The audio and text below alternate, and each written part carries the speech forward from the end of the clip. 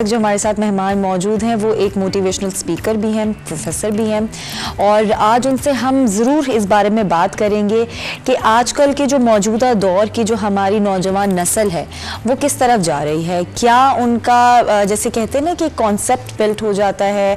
आप जब school colleges में पढ़ते हैं आपको असातिज़ा जो तरबियत देते हैं, आपके घर वाले जो आपको तरबियत देते हैं, वही आपका माइंड सेट बन जाता है और वहीं से आपकी फिर हुब्बुल वतनी भी शुरू होती है। उधर ही से आपका आगाज होता है कि किस तरह की शख्सियत आपकी बनेगी आगे चलकर और आप फिर अपने मुल्क को कैसे सर्व करेंगे और आप अपनों के लिए क्या करेंगे। तो इन सारी चीज़ों का आंसर हमें जो है वो ज़रूर एक्सपर्ट राय के ज़रिए लेना पड़ेगा। तो आइए वेलकम करते हैं, हमारे साथ यहाँ पे मौजूद हैं डॉक्टर आमना महबूब साहिब। अस्सलाम वालेकुम जी। वालेकुम, कैसे हैं आप? Thank you for inviting. नहीं जी, इट्स आवर प्लेजर।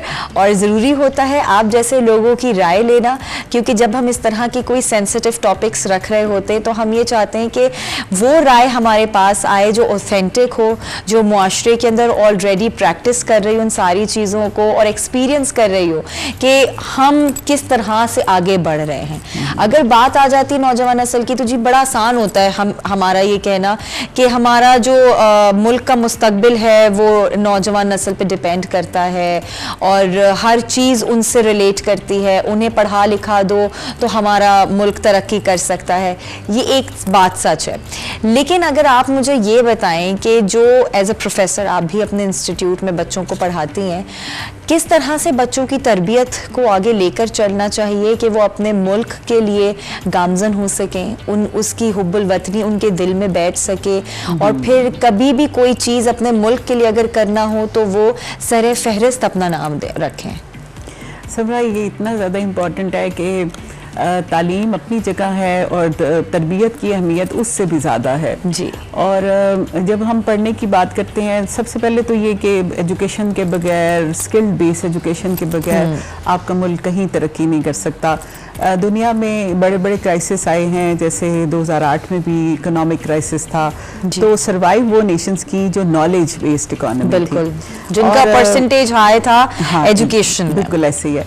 और उसमें आप ये देखिए कि हम तो वो कौम है जो वारिस हैं तमाम पाइनियर्स की। तमाम जो अलूम हैं उनके जो पाइनियर्स थे वो मुस्लिम्स थे और उनके नाम लिए जाते हैं। जो ऑप्टिक्स का जो सबसे बड़ा सर्जन दुनिया का, वो सारे मुस्लिम्स थे। जो जिसने अलजबरा इजाद किया वो जाबर बिन हयान जैसे जी। तो वो लोग, लेकिन जब हमने इल्म को छोड़ा तो हम अस्करी इल्म में महारत के बावजूद भी पीछे रह गए, क्योंकि अस्करी इल्म में भी आपको एक एक्सेलेंस चाहिए होती है, जिसको हम IR में, क्योंकि मैं पॉलिटिकल साइंस की प्रोफेसर हूँ तो IR में उसको मिनिमम डेटरेंस कहते हैं कि आपको सर्वाइवल के लिए उतना ही मेहनत करनी पड़ती है जितना आपका दुश्मन कर रहा है।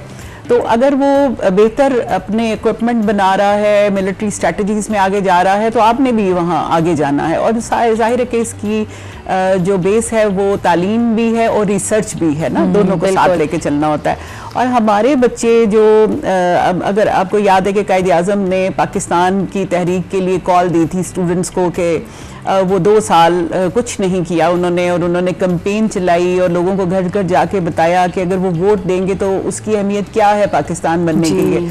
और अल्टीमेटली मुस्लिम लीग वो इलेक्शंस जीत गई, जिसके लिए कायद आज़म ने चैलेंज दिया था अंग्रेज़ को भी और हिंदुओं को भी कि अगर मुस्लिम लीग मेजॉरिटी सीट्स मुस्लिम सीट्स ले जाती है तो इसका मतलब है कि we are the representative of the whole Muslim India. और वो जब 2 साल गुजर गए तो उसके बाद कायद आज़म ने कहा कि आपका रोल अब ये है कि आपने इल्म हासिल करना है और पाकिस्तान की तरक्की में अपना किरदार अदा करना है। तो लेकिन एक और आपकी एक छोटी बात को काट रही हूँ कि इल्म हासिल हमने किया, ठीक है, हमने बड़ी अच्छी अच्छी हायर एजुकेशन हासिल करी, बड़े तालीम याफ्ता लोग हमारे मुआशरे में मौजूद हैं, लेकिन फिर एक और फेज़ आया कि हम इंटरनेशनल रिलेशनशिप्स पे बहुत ज़्यादा फोकस करने लगे।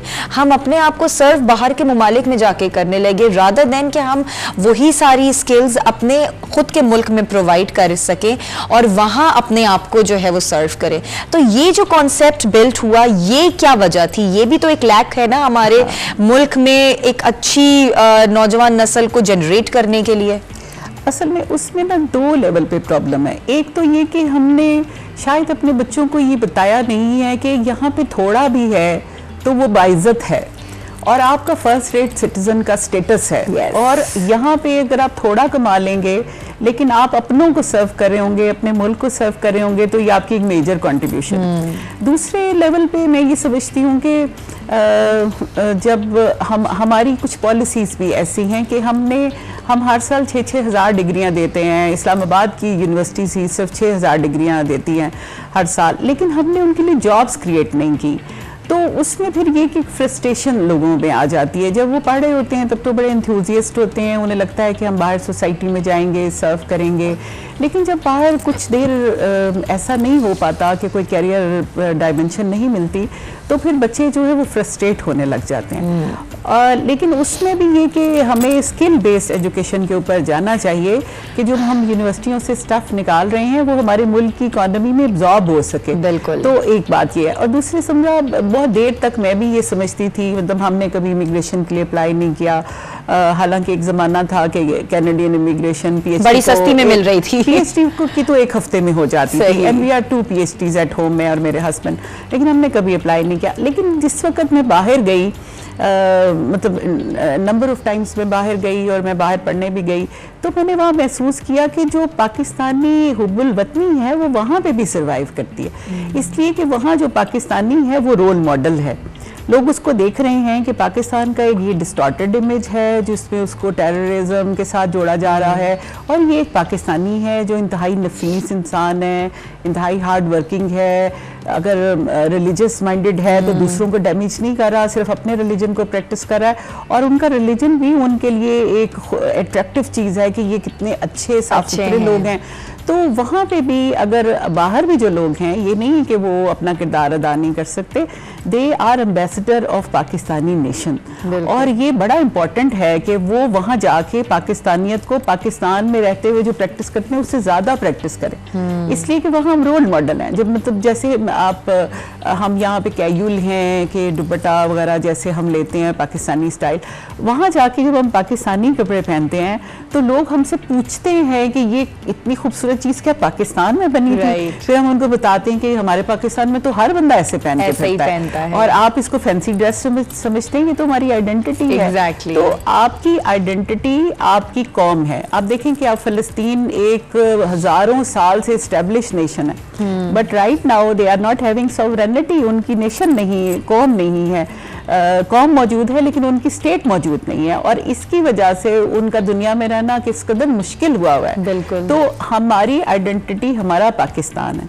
तो हम जो पढ़ा रहे हैं यूनिवर्सिटीज़ में, उसके साथ हमें बच्चों की तरबियत भी ये करनी है कि मनी और इकोनॉमी ही सब चीज़ नहीं है। आपका इकोनॉमिक स्टेटस जो है वो सोशल स्टेटस के साथ जुड़ा हुआ है, और आपकी सोसाइटी अगर अच्छी होगी तो इकोनॉमी जो है वो अच्छी नजर आएगी। लेकिन अगर आपकी सोसाइटी अच्छी नहीं है, आप अच्छे लोग नहीं हैं, तो अच्छा कमा भी रहे हैं और आपसे दूसरे लोग डैमेज हो रहे हैं, तो ना आप एक अच्छे शहरी हैं, ना आप अच्छे मुस्लिम हैं, और ना पाकिस्तानी। और मुस्लिम की और अच्छे शहरी की हम इसलिए बात करते हैं कि हम अपनी माइनॉरिटीज़ को ओन करते हैं, वो भी हमारा हिस्सा है। और आप देखिए कि वो भी क्योंकि इस ज़मीन हैं तो वो भी वही वैल्यूज कैरी करते हैं जो हम करते हैं। बिल्कुल। और हम तो ह्यूमैनिटी बेस्ड रिलीजन को फॉलो कर रहे होते हैं, तो ये मेरे ख्याल से हर रिलीजन का ये पहला अंसर होता है, ह्यूमैनिटी। डेफिनेटली सही। और इसके बगैर तो कोई कौम सर्वाइव ही नहीं कर सकती। तो सबसे पहले मोरालिटी, अगर वो रिलीजन बेस्ड है या नहीं है, वो मोरालिटी है आपकी। और दुनिया का कोई रिलीजन ऐसा नहीं है जो इमोरालिटी सिखाता हो, जो किसी का हक मारना सिखाता हो, किसी को डैमेज करना सिखाता हो, किसी को धक्का दे के आगे निकल जाना सिखाता हो। तो मोहब्बत हर रिलीजन का पैगाम है। और पाकिस्तानियत में भी हमने जब ये कहा कि देखिए समझा, इसके भी बड़ी बड़ी तहकीकात मौजूद हैं कि आप दूसरों की आइडेंटिटी को तस्लीम नहीं करते। तो जब हमने कहा कि नजरिया पाकिस्तान ये है कि मुस्लिम और नॉन मुस्लिम्स दो कौमें हैं, बिल्कुल, तो हमने दूसरों की आइडेंटिटी को तस्लीम कर लिया कि वो हमसे मुख्तलिफ हैं, लेकिन इसका मतलब ये नहीं है कि वो बुरे हैं। आप हमारा झंडा ही देखें, हमने माइनॉरिटीज और मेजॉरिटीज दोनों को नजरों के सामने रखते हुए हम अपने फ्लैग को जो है वो करते, तो इससे बड़ी और क्या मिसाल हो सकती है। बिल्कुल ऐसे ही है। और मैं ये समझती हूँ, बीइंग प्रोफेसर, मैंने अब गुज़श्ता 30 साल पढ़ाया और मैंने देखा कि बच्चे जो हैं वो बहुत प्योर होते हैं, बच्चे बहुत ज़्यादा पाकिस्तान से मोहब्बत करने वाले होते हैं, लेकिन उनको डायरेक्शन नहीं पता होती कि हमें क्या करना चाहिए, हमें किस तरह से काम करना चाहिए। तो हमारी प्लानिंग में ये चीज़ शामिल होना चाहिए कि हमने इस जो वर्क फोर्स को किस तरह से फ्रूटफुल बनाना है। अच्छा, इस चीज़ में एक चीज़ हमारी हेल्प ज़रूर करेगी, इस चीज़ पे एज ए प्रोफेसर आप भी एग्री करेंगी कि अब जो वो सिंगल करिकुलम आया है, एक यकसा निसाब आया है, उससे हमें बड़ा फ़ायदा होगा क्योंकि वो स्किल बेस्ड सारा सिलसिला होगा। अब हम उन सारे टीचर्स को भी बड़ी आसानी हो जाएगी और बच्चों को भी पता चलेगा कि उनके अंदर क्या क्या स्किल्स मौजूद हैं जिन्हें वो एक्सप्लोर कर सकते हैं, जिन्हें वो निखार सकते हैं और फिर वो अपने मुल्क को सर्व कर सकते हैं। इसी तरीके से हमारा मुल्क तरक्की भी कर सकेगा।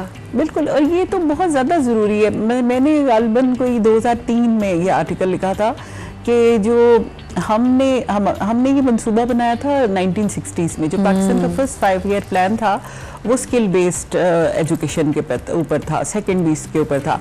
That was exactly borrowed and implemented by Korea. वो ले गए उसको, उन्होंने इम्प्लीमेंट कर दिया, जो कि हमने तब नहीं किया।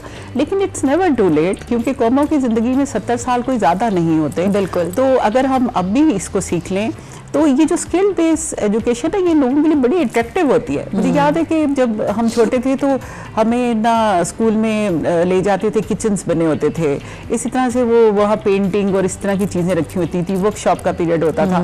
और लड़कों का भी ऐसे कारपेंट्री का और इस तरह के जो इलेक्ट्रिशियन का होता था।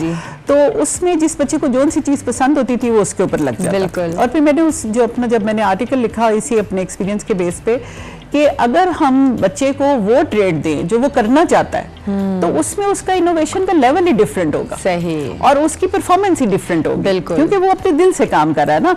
और फिर ये कि एक बच्चा जो मैट्रिक का सर्टिफिकेट लेके निकलता है और उसके बाद उसके लिए कोई जॉब नहीं होती, जब वो निकलेगा तो वो कारपेंट्री में या इलेक्ट्रिकल में या फिर एग्रीकल्चर में लेके निकलेगा। बिल्कुल। तो वो जाके अपनी जमीन के अंदर वो चीजें डालेगा जो उसके नॉलेज के हिसाब से बेहतरीन है और उसकी यील्ड ही डिफरेंट होगी। बिल्कुल। तो अगर हम इस स्किल बेस्ड नॉलेज पे चले जाएं और अगर स्किल बेस्ड एजुकेशन पे चले जाएं और इस निसाब को वाकई ही इतना ही प्रैक्टिकल कर लें तो मेरे ख्याल है कि कोई बेरोजगार नहीं होगा। बिल्कुल। आखिर में मैं ज़रूर चाहूँगी कि कोई एक मैसेज आप दें हमारी नौजवान नस्ल को कि अपने मुल्क के तरक्की के लिए वो किस तरह से किरदार अदा कर सकते हैं, क्या उनको एक्वायर करना चाहिए कि वो अपने मुल्क की तरक्की के लिए गामजन हो सकें। सबना, मैं ये समझती हूँ कि हमारे बच्चों में किसी चीज़ की कोई कमी नहीं है। They are smart, they are active और इंटेलिजेंट है माशाल्लाह। जिस चीज़ की उनको ज़रूरत है, जिस चीज़ की हमें ज़रूरत है, जो हम उनसे एक्सपेक्ट करते हैं कि वो इंटेलेक्चुअली अपने आप को अपनी कैपेसिटी बिल्डिंग करें, वो इंटेलेक्चुअली इतने स्ट्रांग हों कि वो बाइसिस के बगैर कॉमिटी ऑफ नेशन में अपनी जगह बना सकें। और दुनिया को जब कम्पीट आपने करना है तो वो अपनी इंटेलेक्चुअल इनपुट से करना है। हथियारों से कोई कौम जंग नहीं कभी जीती है, कभी साजिशों से कोई कौम जंग नहीं जीती है। जो जंग जीती है कौम वो नॉलेज की बेस पे जीती है और इंटेलेक्चुअल एक्टिविटी की वजह से जीती है। और ये मुस्लिम्स की मिरास है और हमारे बच्चों ने उसको लेके चलना है। अगर हम लेके चले हैं तो शायद ये लिमिटेड स्कोप था क्योंकि उस वक्त बहुत ज़्यादा ओपनिंग्स नहीं थी, लेकिन अब माशाल्लाह इनके लिए बहुत ओपनिंग्स हैं और अगर नहीं है तो इनको खुद अपनी जगह बनानी। बिल्कुल, डेफिनेटली। तो आई विश के ये ऐसा कर सकें हमारे बच्चे और they have all the potential and desire. Exactly, true that. बहुत बहुत शुक्रिया डॉक्टर आमना। और जो आपने बात की वाकई सच है क्योंकि हमारे बच्चों में वो उतनी कैपेसिटी है और उसके साथ साथ हमारी रहनुमाई भी बहुत अच्छी हो रही है कि जो हमें असातिज़ा मिले हैं, जो हमें मेंटोर्स मिलते हैं, वो हमारी बड़ी अच्छी रहनुमाई करते हैं। जैसे कि आप एक सामने हमारे मिसाल है कि जाहिर है अगर आप जैसे लोग मौजूद होंगे और हमारे बच्चों को सिखा रहे होंगे तो हमारे बच्चे कभी अपनी राह भटकेंगे नहीं। बिल्कुल। बहुत शुक्रिया जी, थैंक यू सो मच।